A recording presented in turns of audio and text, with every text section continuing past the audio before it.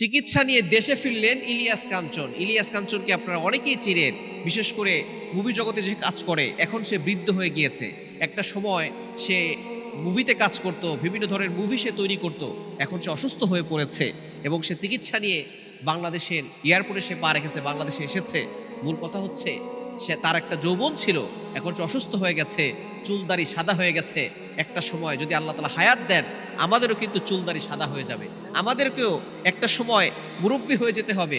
এই রং ধরা যৌবন জং ধরে একদিন শেষ হয়ে যাবে।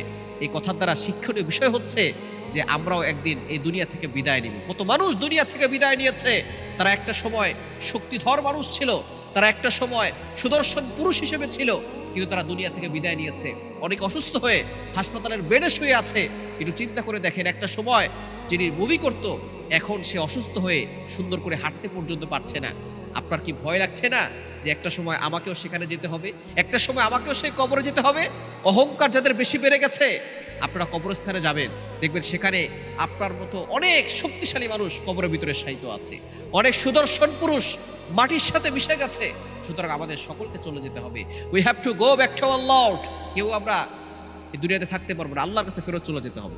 আল্লাহ তাআলা নিজে বলে দিয়েছেন সূরা আলে ইমরানের 185 185 নম্বর আয়াত, কুল্লু নাফসিন দায়িকাতুল মাউত, all animals R mortal, so the man is mortal. প্রত্যেকটা প্রাণীকে মৃত্যুর স্বাদ গ্রহণ করতে হবে। আমাকে আপনাকে সকলকে চলে যেতে হবে, কেউ আমরা থাকতে পারবো না।